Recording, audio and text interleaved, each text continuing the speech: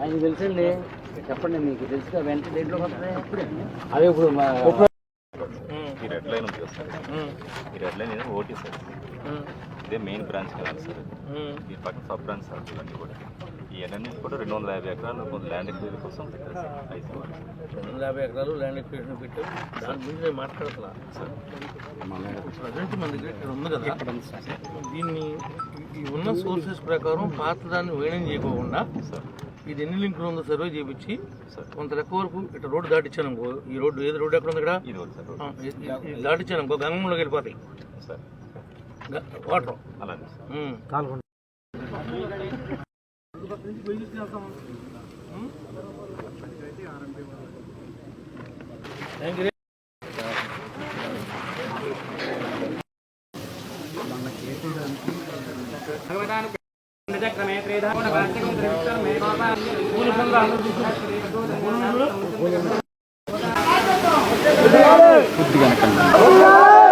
కొంచెం వెనక్కుండండి, అర్థం చేసుకోండి అన్నా. అన్నా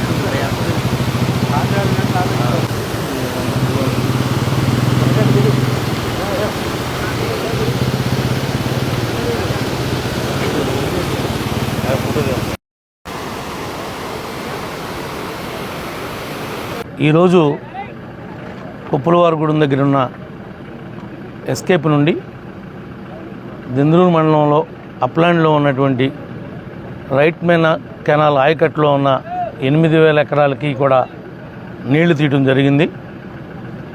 రైతులందరూ కూడా నీటి సంఘం అధ్యక్షులు, డీసీ చైర్మన్లు, ప్రతి కూటమి నాయకుడు కూడా ఈ నీళ్ళని సద్వినియోగం చేసుకోవాలని, ఇది కేవలం కూటమి గొప్పతనమేనని ఈ సందర్భంగా మీ అందరూ కూడా తెలియజేస్తూ, మరలా డిసెంబర్ కాలువ కట్టేసే వరకు కూడా మీ పొలాలు ఏ రకమైనటువంటి ఇబ్బంది లేకుండా మీ చెరువులన్నీ కూడా, మీ చెరువులంటే అప్లాండ్లో ఉన్నటువంటి చెరువులన్నీ కూడా నింపే బాధ్యత కూటమి ప్రభుత్వం అందని చెప్పి ఈ సందర్భంగా తెలియజేస్తున్నాం. ఒకవేళ అవసరమైతే కృష్ణా కెనాల్ టైలాండ్కి కూడా దీని నుంచి మనం నీళ్ళు ఇచ్చే అవకాశం ఉంది. రంగారావు గారు అది కూడా పర్యవేక్షించి అటు జాలిపూడి, చాటపర్రు, కోణంగి వాళ్ళకు కూడా ఇబ్బంది పడుకోకుండా నీళ్లు తీసుకెళ్లవలసిందిగా కోరుకుంటున్నాం.